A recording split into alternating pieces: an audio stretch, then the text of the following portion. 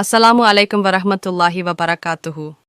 நீங்க மக்களுக்கு ஒரு உணவையும் தானமாக கொடுத்து பாருங்கள், ஊர் செழிப்பாயும் எல்லா நிலையிலையும் பாக்கியமாயிடும். ஏன்னா ஒரு ஊரினுடைய கண்ணியம்ங்கிறது மஸ்ஜிது தாங்க. ஒரு ஊரினுடைய சிறப்பும் செழிப்பும் மஸ்ஜிதை அடிப்படையாக கொண்டுதான். ஒரு சமுதாயத்தினுடைய சிறப்பும் உயர்வும் மஸ்ஜிதை அடிப்படையாக கொண்டுதான். நான் விரிவா சொல்லல. ஒரு ஊரினுடைய சிறப்பிற்கும் ஒரு சமுதாயத்தினுடைய சிறப்புக்கும் உயர்வுக்கும் அடிப்படை மஸ்ஜித். அதனால்தான் நமது உயிரினை மேலான கண்மணி முஹம்மது ரசூலுல்லாஹி ஸல்லல்லாஹு அலைஹி வஸல்லம் மதீனா போன உடனே முதல்ல அவர்கள் மஸ்ஜிதைத்தான், அந்த பணியைத்தான் அவர்கள் மேற்கொண்டார். அதனால ஒரு சமூகத்தினுடைய ஒரு ஊரினுடைய மாண்பும் கண்ணியமும் சிறப்பும் மஸ்ஜிதை அடிப்படையாக கொண்டதுதான்.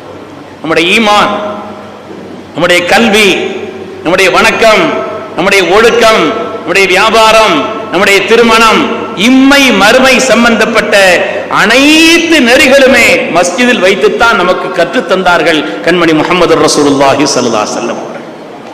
தீன் துன்யாவினுடைய மொத்தமும் அதனுடைய கல்விக்கூடமாக திகழ்ந்தது மஸ்ஜிதுகள் தான். சுப்ஹானல்லாஹ், பள்ளிவாசல்ங்கிறது வெறும் பள்ளி அல்ல, அது ஒரு மருத்துவமனை, அது ஒரு பல்கலைக்கழகம், அது சுகாதாரத்தினுடைய மையம். ஈமானுடைய 70க்கும் மேற்பட்ட அம்சங்கள் இங்கிருந்து தான் கற்றுத்தரப்பட்டது. உலகத்திலேயே ஆக சிறந்த இடம் கைருல் பிகா என்று வருகிறது, அஹப்புல் பிகா என்று வருகிறது. ஊரிலேயே ஆக சிறந்த இடம், ஊரிலேயே அல்லாஹ்வுக்கு பிரியமான இடம்.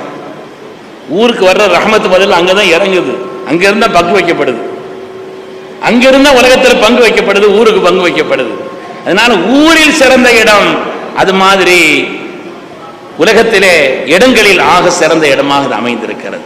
அருமையான பெருமக்களே, எல்லா விதமான நன்மைகளுக்கும் காரணமாக அது அமைந்திருக்கிறது. உலகத்திலேயே அமல்களில் சிறந்த தொழுகை அங்கேதான் நிறைவேற்றப்படுகிறது. தொழுகையினுடைய தாரக மந்திரம் அல்லாஹு அக்பர். தொழுகையினுடைய தாரக மந்திரம் அல்லாஹு அக்பர். அல்லாஹு அக்பர்ங்கிற ஒரு வாசகம் நம்ம சாதாரண அல்லாஹு அக்பர் அல்லாஹு அக்பர் அக்பர் சொல்லிக்கிட்டே இருக்கலாம். ஒரு மூமினான மனிதன் ஒரு நாள் ஒரு ஃபர்லான சுன்னத்தான வாஜிபான தொழுகைகளிலே அல்லாஹு அக்பர் என்று எத்தனை தடவை சொல்கிறான் என்று கணக்கிட்டால் 350 தடவைக்கு மேலே நாம் சொல்கிறோம். விளங்கி சொல்றோமாங்க? கப்பீர்ஹு தக்பீரா, அல்லாஹுவை நீங்கள் தக்பீர் சொல்லுங்கள். அல்லாஹ் சொன்னான்.